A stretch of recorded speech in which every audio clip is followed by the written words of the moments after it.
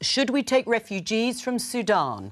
Will the biggest changes to gambling laws in 2 decades end problem gambling? And do boys need lessons on how to be nice to women? This is Politics Live.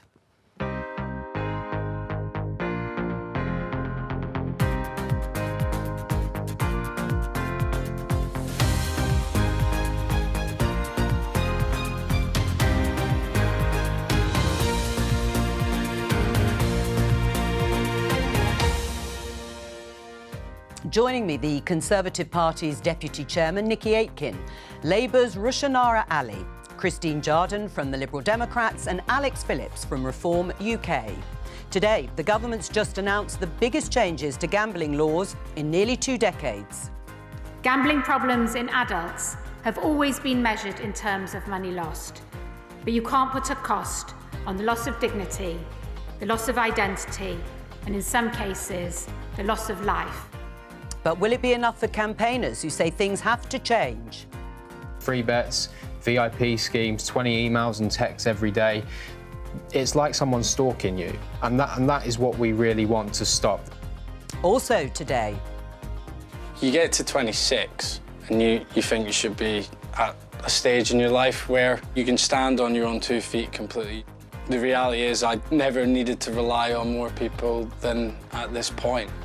As the cost of renting soars and young people struggle to find places to live, can anyone claim to be the party of home ownership? I believe that consent means to let someone do something and to give permission. Hashtag everyone's invited, hashtag me too, hashtag she was just walking home. Do boys need lessons on how to respect women? Keir Starmer, who's promised to halve violence against women and girls, thinks they do.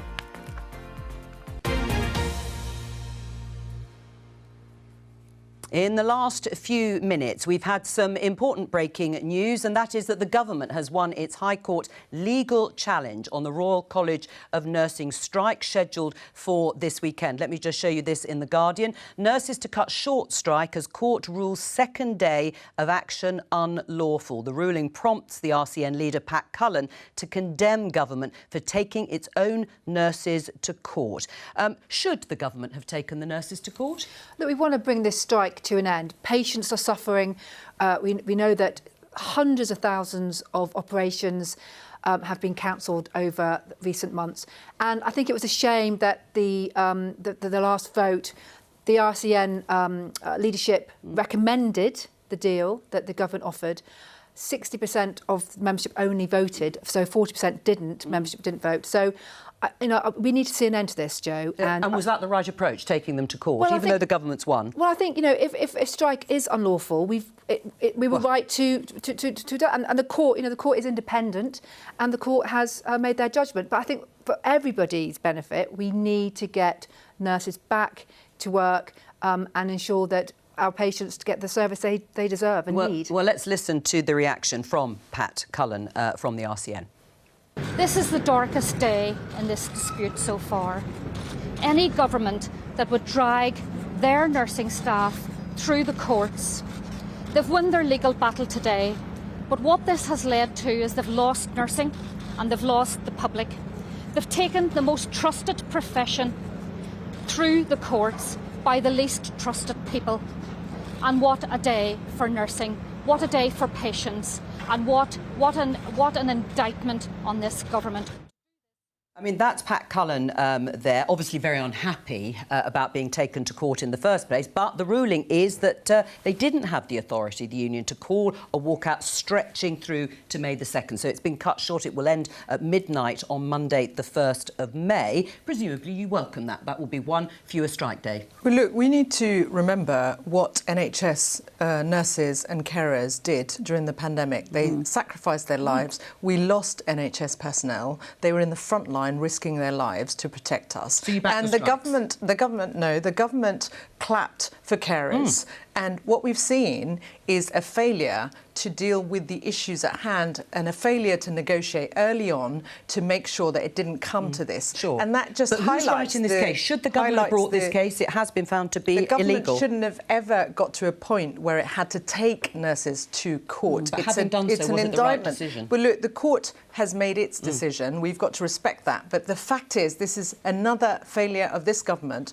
to deal with the issues by talking to those who are affected, by talking to and negotiating early on to deal with these issues. I mean, the High Court seems to have underlined the government's action, saying it was the right decision because it was proved to be illegal, certainly stretching it over that number of days. Do you agree? Don't you think it's sad it's come to this? I mean, I have to say I agree with Pat Cullen. It's dreadful that it's come to the stage where the government is taking nurses to court. Steve Barclay should have sat down with the nursing unions before now. We should have reached an agreement because, as Rushnara says, you know, these are people. There was an agreement, though, as you know, Christine, and it was only rejected by the membership, recommended by the leadership. Yes, but you should be listening to what they're saying. These are people who are at the end of their tether because of the conditions in the NHS that they're having to work under. If you go into a profession like nursing, you do it because you want to help people. And they are now working in conditions where they're finding that nearly impossible. So what I would like to see, and I think what everybody in this country would like to see, is a settlement. We would like to see it fixed, but I think it's terrible that the government took this action and it came to this state of affairs. Well, on this specific, because everybody is wanting to talk about other things around this, understandably, did the government make the right choice to take them to court? Yeah, I think they had to. At the end of the day, if something's unlawful, it's unlawful. And this particular strike, the end user here who is affected are patients in the country. It's bad optics. It's not going to do a lot to boost confidence between the two parties. It's not going to do a lot to boost morale among frontline medical staff. But at the end of the day, it's very simple characterising this as governments versus nurses and taking nurses to court. This is unions.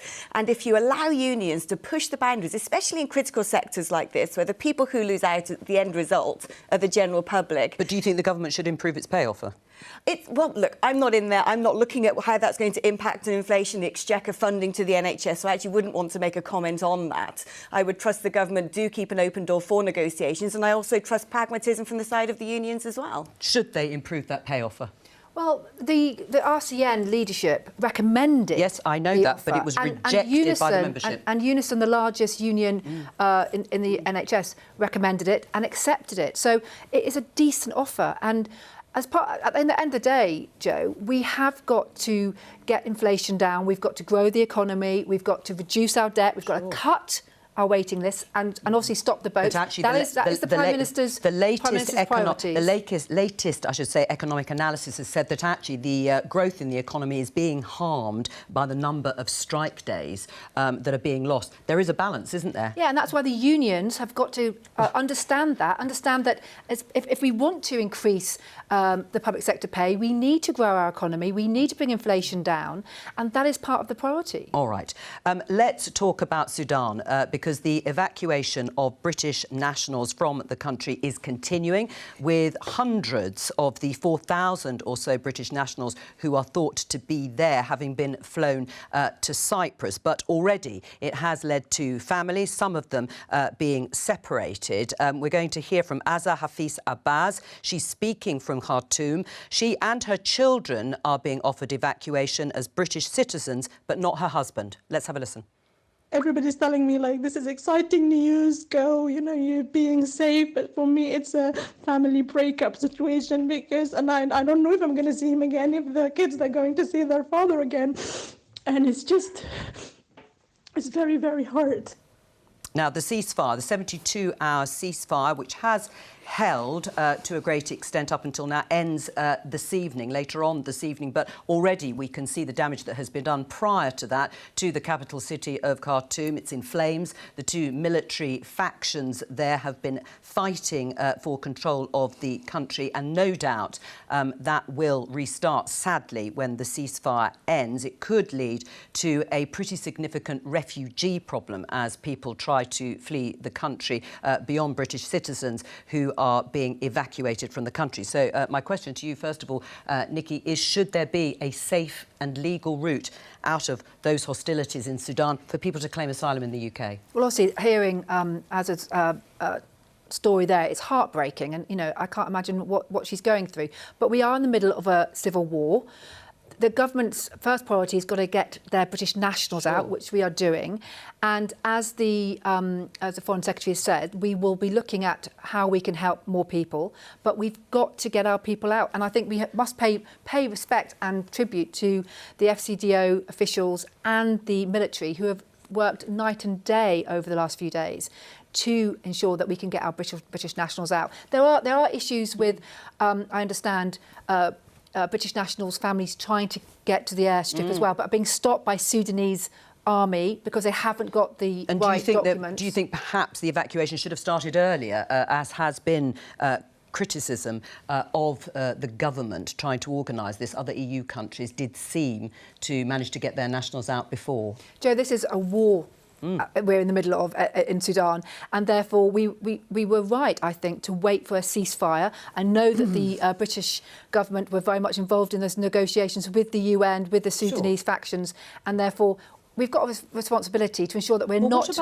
What about the husband of the woman you heard there, and we just played to you and our viewers? Should he be allowed to come to the UK? Well, of course, we want to get as many British nationals and their dependents or their family. Of course. So you would like a safe and legal route for the husband of that woman? Of course. We want to be able to... Well, what we want to do, Jo, is try and bring that war to an end and try and that might take a little bit longer. For the people there, do you back a safe and legal route? Suella Braverman seemed to say no. The Home Secretary, Andrew Mitchell, the Minister, was equivocal about it. What do you think? The first priority for any government, particularly the British government, is to support their own nationals, and that's what we are concentrating on.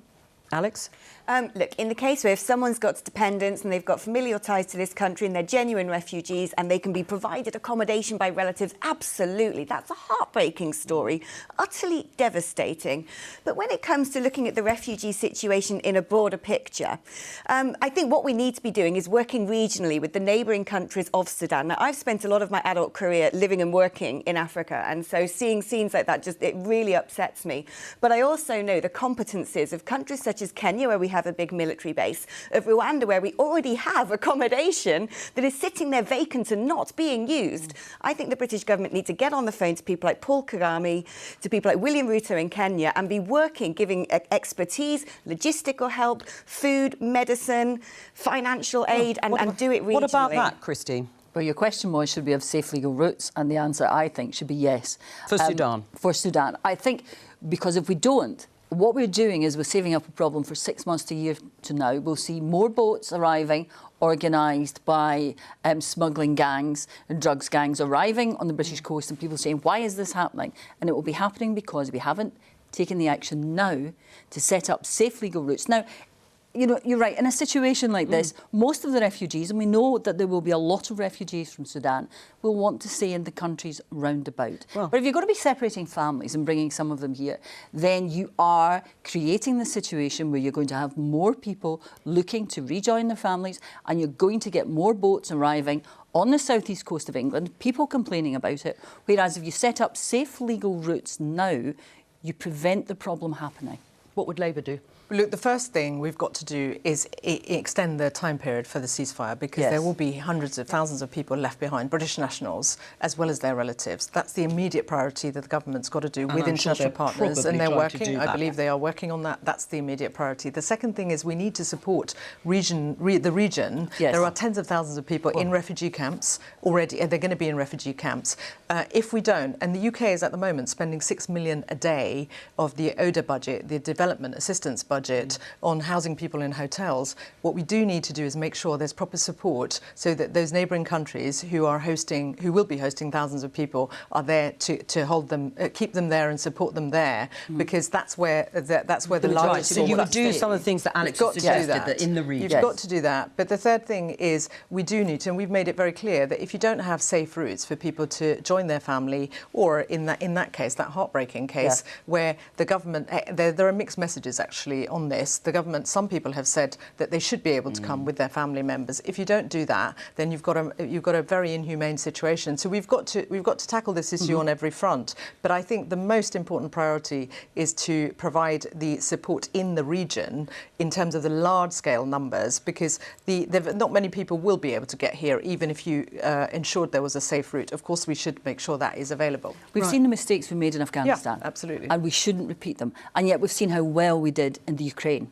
We managed to get families out of Ukraine, and they're safe here, and they're settling in well. And would you like a similar scheme then for families leaving Sudan to come and stay with British families here if they don't have family? I would like to see us learn the lessons of Afghanistan and do what's been said and set up the support in the region, but make sure that we have safe legal routes to prevent the gangs profiting yet again from people trying to get out of an area that's not safe. The government is considering safe and legal routes as part of its bill, the illegal migration bill, but we don't yet know where they would be. Would you like the government to make a decision and make Sudan perhaps the first new safe and legal route that it's going to open up?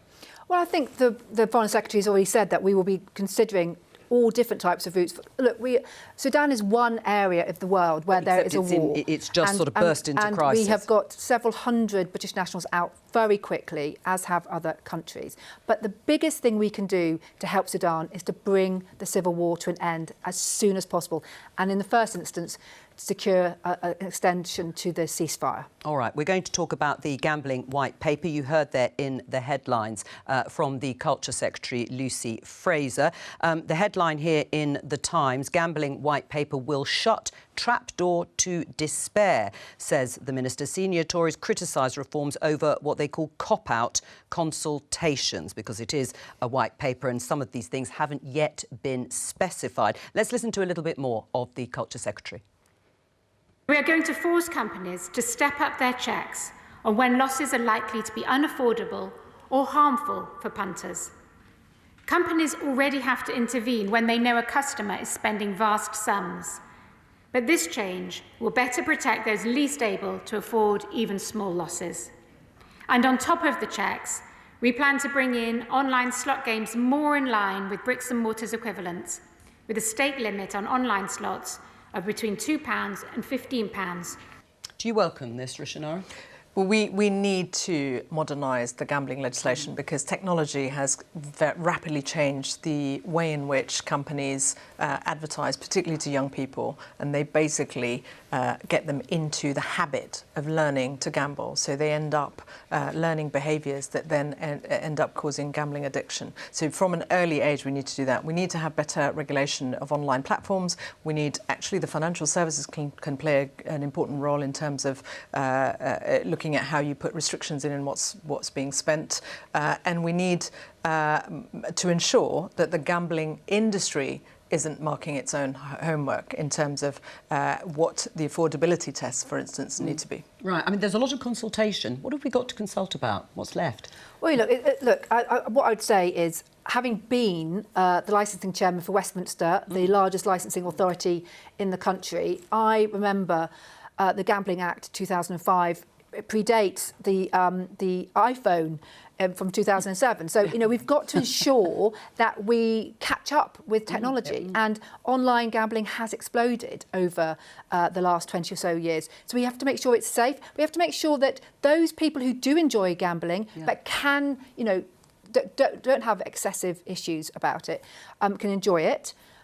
It does employ thousands of people in this country. It does supply tens, if not billions of pounds to the revenue, to the tax man. But also there is a minority of gamblers who have a problem, and we have got to protect those people. Jo, I always used to say to the gambling industry when I was licensing chair, I can't remember the last time I saw an application for a betting shop in Belgravia. It was always in the poorest parts of Westminster, and that's what we've got to ensure, that we do protect the most vulnerable. Christine? I think we've had enough consultation. I think we need action. I welcome the fact that the government is finally bringing this forward, but we need to act more quickly. And I don't agree with the amount that it brings into the Exchequer. I think it's actually something, like a 1.4 billion cost every year once you take into account the mental health issues, looking after people. And gambling has a horrific effect on families can have. It does, yeah. Because very often, my mother used to say when I was young, you know, alcohol can be a problem, but you can only drink so much and you pass out. You can gamble away your entire life in one session. And that is why I think it's not enough to say we'll have consultation. We need action now to protect people. We need to be stricter about advertising to young people with gambling, as you say. We need to bring up the technology into line because it has moved on dramatically in the last 20 years. And we have to be aware that we are talking about something which can involve serious mental health issues. I saw a clip, 400 deaths a year. 400 deaths a year as a result of gambling. Now, I saw a clip on the television, I think it was yesterday morning, of a young man who was going through, it's part of the documentary, going through horrific problems with gambling.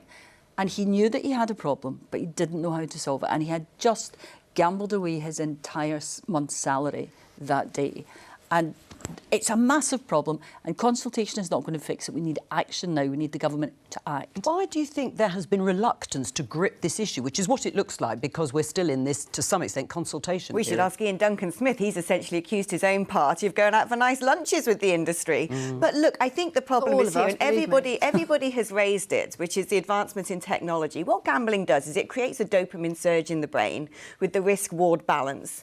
And when it's technologised to the extent it is, with music and flashing lights and repeated abilities to bet, what happens essentially is it makes that even worse. And what we're not doing is tackling that issue with this. Right, but can you do that? Can you tackle that and still allow people, as Nikki was saying, to have fun?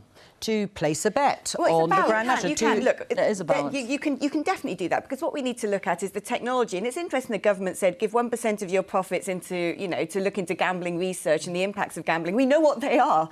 The research has been done already, and actually the cynical gambling companies still use technology that they know is going to hook people and is far more intrusive and far more dangerous than what you find on the high streets. Right. I mean, is there a risk of it being too regulated or not? Well, again, it's a balance, isn't it? We've got to make sure that those we do live in a democracy, and we should allow people to enjoy themselves if they want to gamble. But we have to ensure that those who are more vulnerable to addiction, whether it's gambling, whether it's alcohol, whether it's drugs, to ensure that we have got the safeguards to protect them. And it is right, and I do not believe at the moment that betting shops in particular and online gambling platforms do enough to support the most vulnerable. Do you think the government has been in hock to the gambling industry to some extent, and that's what you don't?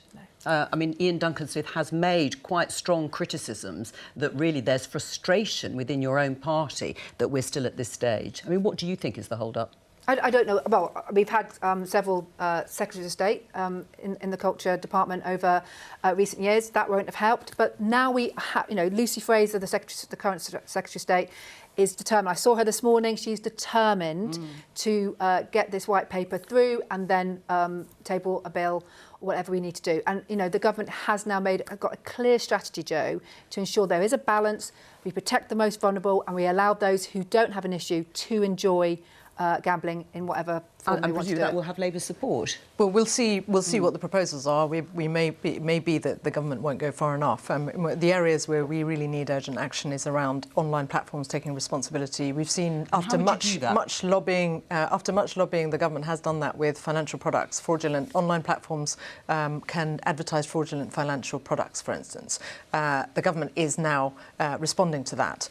If you don't tackle the online harm that advertising does, and the push for encouraging people from an early age to learn to gamble in very subtle ways, then you're going to create a bigger problem. And the cost to society will be in the billions. It already is. So I think the online side has got to be addressed if they're serious about this. But I really think that there's a lot that can be done around the banking sector, and there are good examples already around people being able to self-regulate, but there could be something else around making sure that restrictions are put in about what somebody can spend, that they do it with consent. Well, that's certainly the suggestion, that that's there would right, be quite that's strict right. limits. So they need to do that. But I think there needs to be independence in terms of making sure that judgment calls are made around this without the gambling sector self-regulating. I think that's an area we'll have to look very closely at. Let's discuss a proposal that has been put forward by Keir Starmer, the Labour leader. Here's the headline in The Guardian. Labour considers plan to educate boys to curb violence against women. Keir Starmer says prevention is key to ending abuse during roundtable session with experts and celebrities. Well, let's talk to Michael Conroy, the founder of Men at Work, a company that offers training to professionals working with boys and young men. Hello to you. You're called in by teachers who want help in terms of handling these sorts of discussions that go on in schools. What are you seeing in schools? What do they tell you?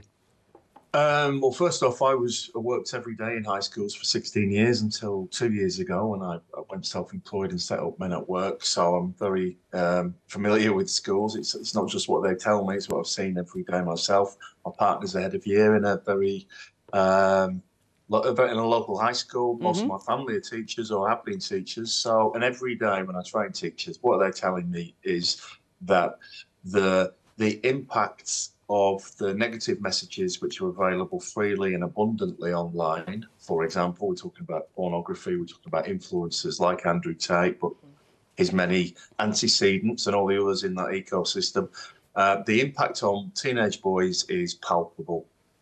And it's playing out in various ways in the language that is used, very sexualised language towards female students, their classmates, but also to female teachers. And quite a lot of reports. I mean, when I say quite a lot, I've trained over 1,000 teachers in the last 18 months, and in almost every training session since September, for example, when Andrew Tate hit the news, he's been used as a kind of a battering ram, kind of a provocation to female teachers.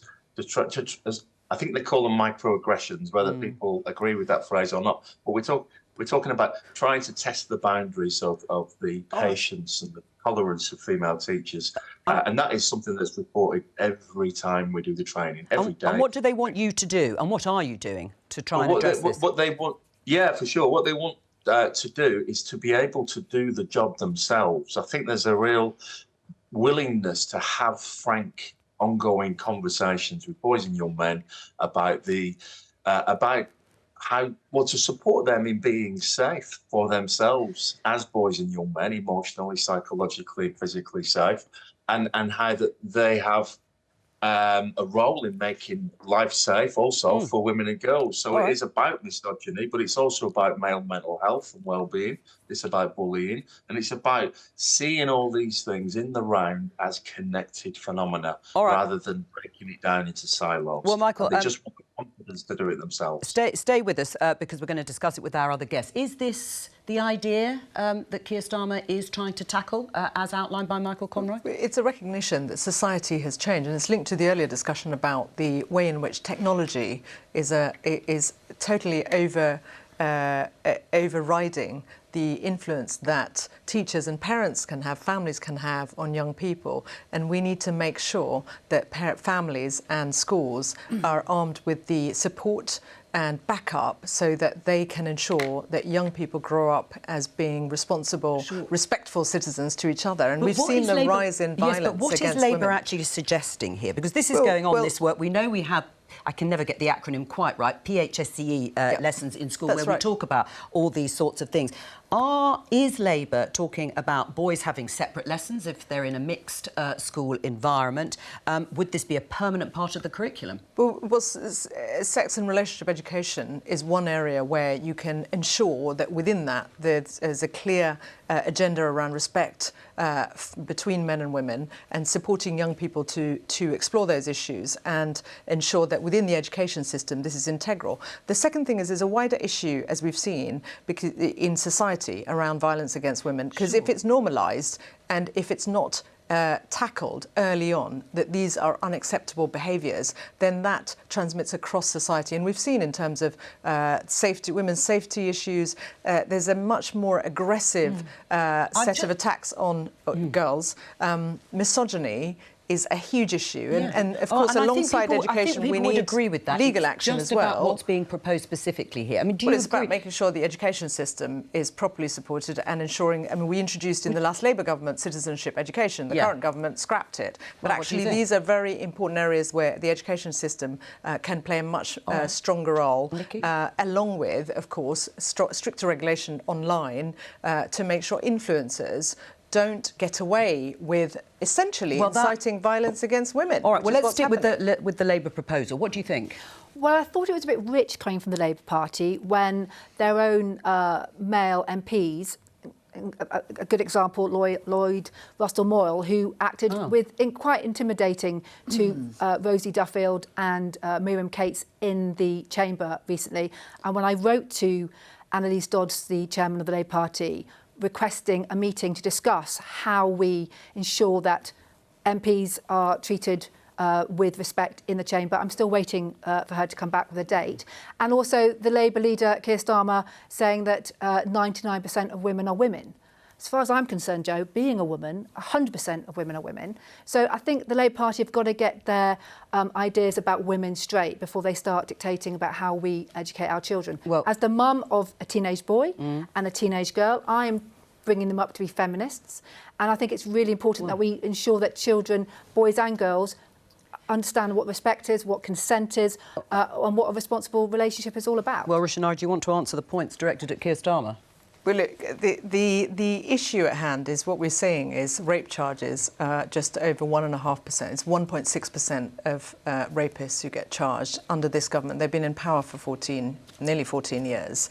And the proliferation of violence against women is so bad that women are fearful of their safety when they're... And that includes, you know, me and any other, whether you're a parliamentarian or any woman in society, and that's what needs to be addressed. We need to answer the question. You're missing the point. You're missing the point here. You want to have a different debate. We'll have that debate. I'm not going to be The point here is about women's safety, and you're belittling that. All right. Well, Alex, we need to make sure that we provide that. Everyone's missing the point here, because the problem is, yes, you do need to educate boys that violence against women is wrong. We have a big problem in society today. That problem is the proliferation of ubiquitously available hardcore pornography. It is a public health issue. Unless we tackle that, any amount of lessons in school are not going to change a thing. It's not just children, it's helping adults. Where is it? And even that doesn't go enough. It's in the Age verification is not enough, I'm afraid. When you look at the content on some of these big porn websites, when these did an audit of one of the big porn websites, 88% of content had to be removed because it was abusive or illegal. And that's why we're bringing the online safety bill through the Commons. Although it's taken a lot of time. Michael, I'm coming to you, Christine, in a moment. Yeah. Michael, you were nodding away then. Do you agree with Alex on that? About the porn? Yes. Oh, 100%. Well, I agree with anybody who states the obvious about porn. I mean, I'm absolutely no fan of any political party. Let me just put that absolutely categorically out there.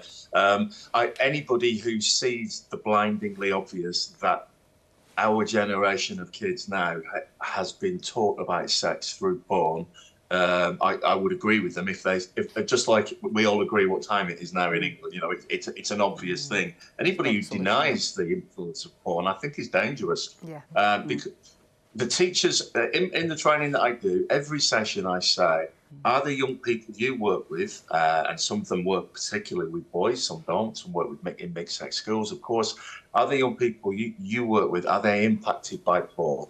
The answer is yes. Right. Always. So do you think 100%. do you think these lessons then, specific lessons targeted at the way boys need to respect women or should respect women, will work? Right. Okay. I can't find any detail of what these lessons look like, and and therefore it's really difficult to comment on. So I'm talking on the principle. And the principle is, as somebody who spent 16 years in high schools, who's got immense numbers of friends who are teachers, head teachers, primaries, heads of year, all kinds.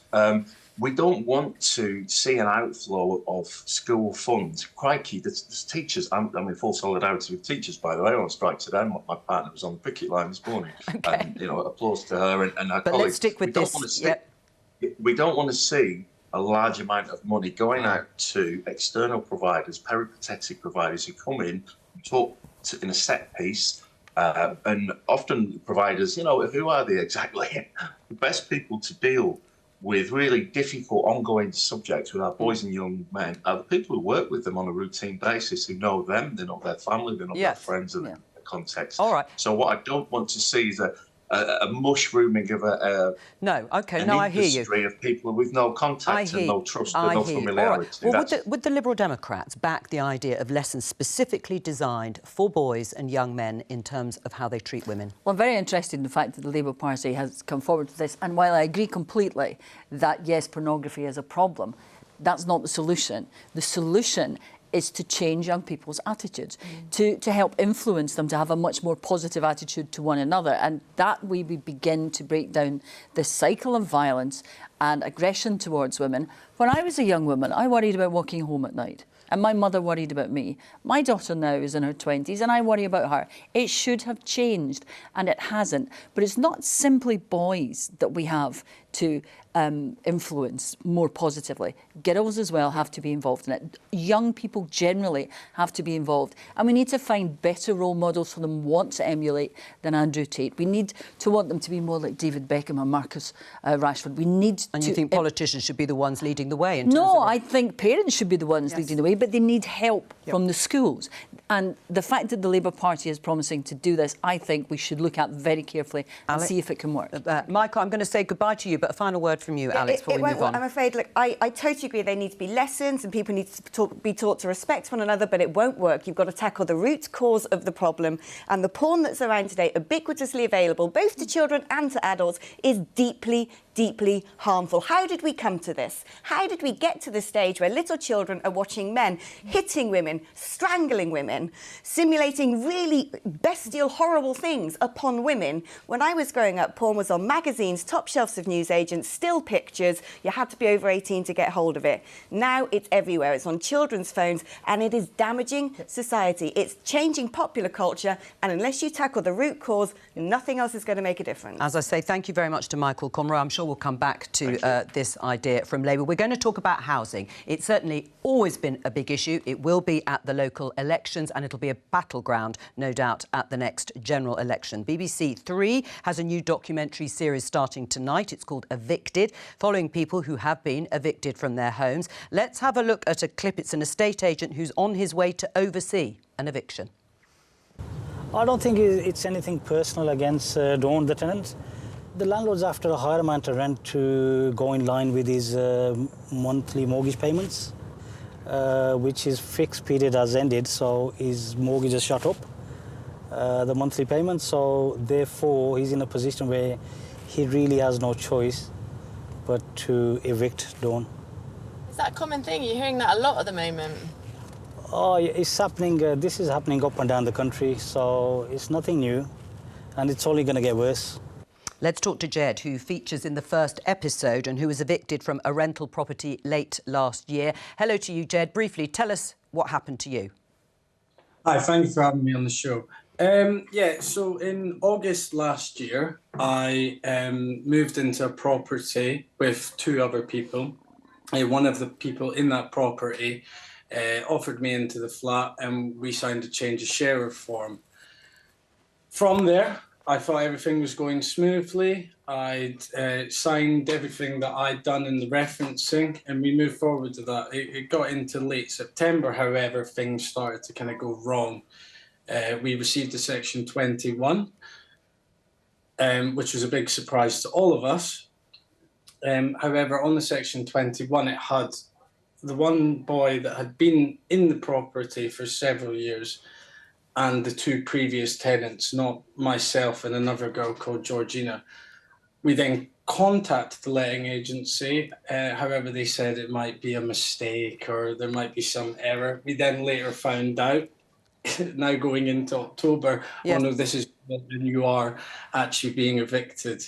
And the reason for that was because my referencing hadn't been completed. Looking at can I just, because we haven't got masses of time, I'm so sorry, Jed, to interrupt, but it's ended up with you sofa surfing, hasn't it? And you're 26 years old, I think, and you didn't see yourself in this situation.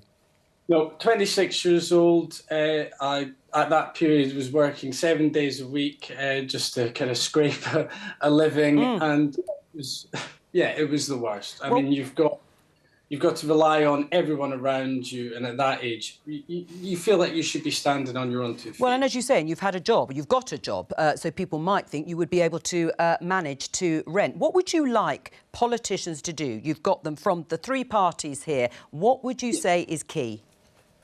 I think you've got to, I mean, it is more affordable pricing for people at this age. Look, I mean, you know, I work full time, and yet I'm struggling to find anything I can actually afford. I think, but it is that. And All right. Also, yeah. Well, let me put it to it. Why is this happening? I mean, you were leader, I think, of Westminster Council at one stage, promised affordable housing. Is it happening?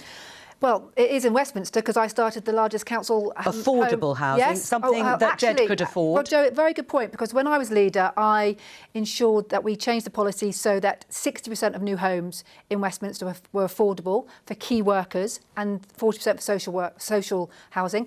The new Labour administration has flipped that and is taking away new homes for key workers, which is really disappointing. But Jed's absolutely right. We've got to build more homes, and well, that will take time. But we've also got to give renters, tenants more protection. That's what we're going to be doing under the Renters Reform Bill, which will be coming to the Commons. You have been in power for a very long time, Nikki, the Tories, and this is the situation, Jed's situation, and this is someone in a job. He's 26 years old. He's not straight out of school or college. Rishanara, what would you do in your constituency? How old were you when you first, if you do, own a property? In my 20s. So, and what we've seen in today's data as well is that young people would be reaching their 50s. 1 in 3 would be able to get on the housing ladder. There's been a long-term trend over the last decade of not enough affordable housing being built. For long-term as well. That's right. But what's happened recently is that we've got not enough affordable housing being built. We haven't had the targets that the government had set themselves. They've suspended because of pressure from their own backbenchers. Planning regulation needs to be improved. So those are the longer term issues. Shorter term, we need to improve rights. But ultimately, what's happened recently is the Liz Truss fiasco has meant interest rates went up. So you've got pressure on those who are homeowners whose mortgages have gone up dramatically, and that's leading to how old were you when you costs first going owned up a as well. property? If you have one. 25. But I look at 25-year-olds now, and most of the ones I know who are able to buy property are only able to do it because their parents can help them. And a lot of kids, young people who are being forced to stay at home because they can't afford to buy somewhere, they're trying to save a deposit. If they're renting, then it's incredibly expensive. I have people coming to me in my constituency every week who cannot afford the rents in Edinburgh. We have examples, Christine, of Liberal Democrats locally opposing developments. Every time we have a Liberal Democrat... But it's the wrong developments. No, the thing is, we need to listen to communities. The government just got rid of mandatory housing targets, but Nikki, no one wants to build these. Because it should be up to local councils to work with the communities to decide how many homes they want. But you're right about this government is in hawk to the developers. Big developers want to build big 4 or 5 bedroom houses, which aren't what communities want.